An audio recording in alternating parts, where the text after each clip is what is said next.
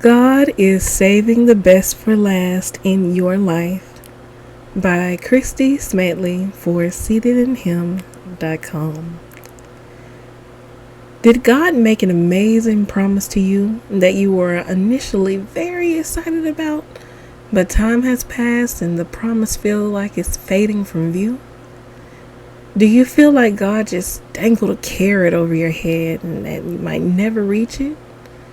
Does God feel like the grandfatherly character in the mid 2000 State Farm commercial hanging a crumpled dollar in front of a young client's face instead of giving her the money back she deserves?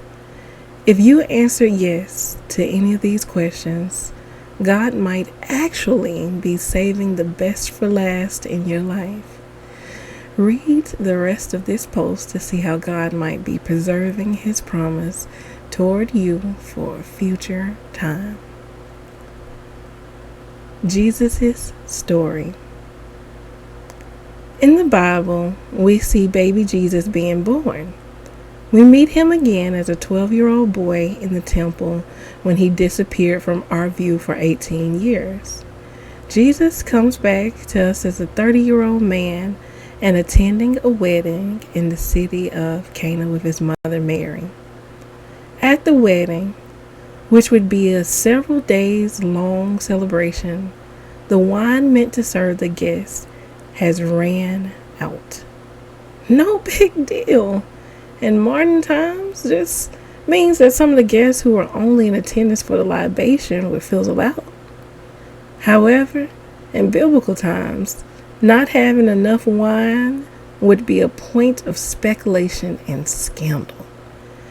If a couple did not have enough wine to last a few days for a wedding, could the couple truly afford the finances involved in a lifelong marriage? Mary got wind of this potentially embarrassing situation and told her son Jesus about it. Jesus knew that his mother telling him about the wine was more than just conversation, but an invitation for him to finally show his divinity through performing a miracle. Jesus explained to his mother that it was not yet his time to do such a thing, but Mary had full confidence that her son would do what he was born to do in that moment. Mary urged the servants at the wedding to listen to Jesus and do whatever he asked of them. Jesus had the servants fill empty wine vessels with water, and in no time the water was transformed into wine at the hands of Jesus. The surprise of the miracle continued when the guests tasted the wine. In those times, wedding hosts often offered the watered down, cheaper wine toward the end of the wedding celebration because guests would be so inebriated they wouldn't know the difference between what was watery and cheap and what was expensive and pure. The wine Jesus crafted in this miracle was even better than the wine served at the beginning of the wedding. The guests were astonished by this fact that the best of the wine was saved for the last of the celebration. Jesus, in an unlikely way, literally saved the best for last during his first public miracle. My story. So, how does this story relate to you and I? Well, hang tight as I tell you my story, then I'll tell you yours. Every other year or so, God will give me a theme for the new year by giving me a word, sometime in late December or early on New Year's Day. Sometimes He'll give me a dream to relay the theme, or sometimes He'll give me a single word. Whatever He shows me prepares me for whatever big might be coming up in my life that year. Just before 2021, God gave me a single word that would be the thing that would shape my year.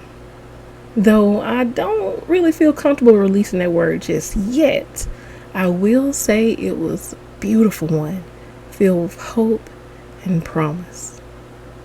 This word excited me greatly, though most of the year was just my average day-to-day living.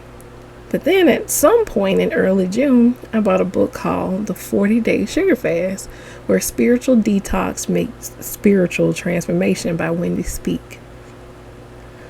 I went on that fast and developed a deep personal relationship with God, and life started looking just like the word God gave me at the top of the year. It was so exciting to feel with your whole heart that you are on the cusp of what God gave you. June through early November felt like a very pleasant dream. However, in late November, my grandfather became deathly ill. My grandfather was my favorite person in life from the day I was born. My family tells a very funny story about how he made me open my eyes the first day I was born, and we have been inseparable since that December afternoon. When my grandmother died, we were both terribly grief-stricken, and we became even closer and did practically everything together. He was my grandfather, my road buddy, my wise counsel, my listening ear, and most of all, he was my very best friend. Cancer came and went several times in his body in my lifetime, but this time, bone cancer started taking over, and all I could do was watch in literal horror. On the night of December 1st, 2021, he had a medical mishap that caused him to code twice. That accident, along with the progressive cancer, took him away from me the afternoon of December 2nd, 2021.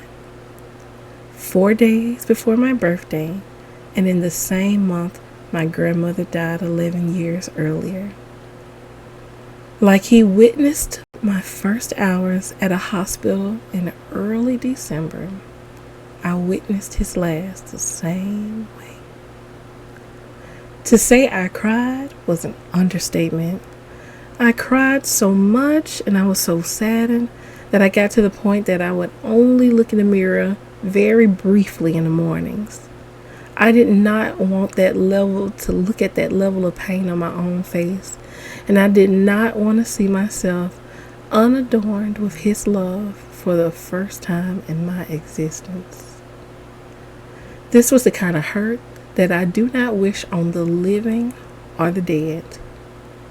Only the grace of God brought me through that perilous first year without him. One day in early January of 2022, I was at work and I was still in the most difficult part of grief.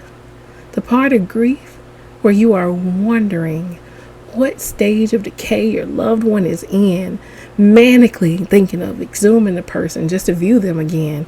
That irrational part of grief that makes you want to just hang around a cemetery and even consider ending your own life just to join them. All of my thoughts were dark and fostered by the devil in hell who was attacking my vulnerable state. That day, I remembered the word that God had given me at the top of 2021.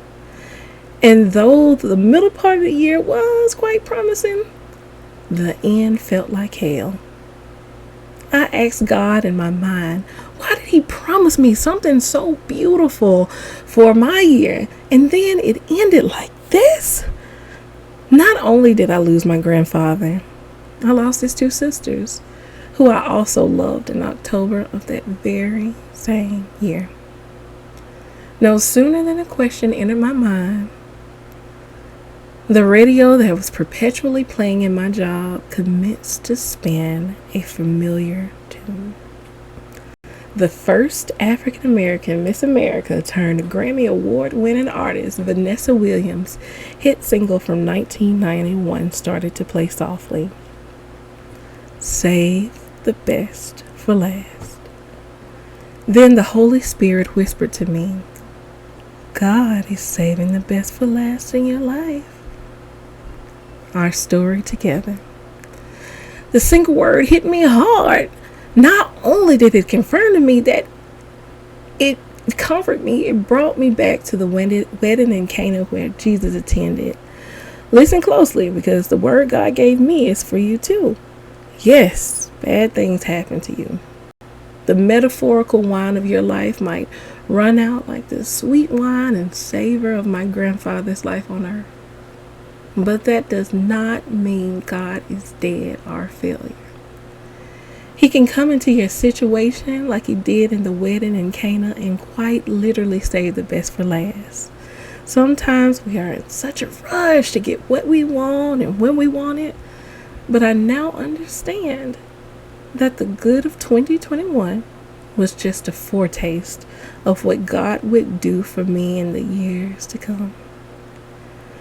His word that he released to me in 2021 does not have an expiration date, and no circumstance will cause what he wants for me to falter. This, dear reader, is the same for you. God has full power and ability to save the best for last in your life. He could come into your life like he came into Cana and make what was empty full. No matter what promise God gave you personally, wealth, business, joy, peace, or something more relational or physically tangible, just know that he has not forgotten his promise toward you. And he, like Vanessa Williams said, is gonna save the best for last. This has been a reading from seatedinhim.com.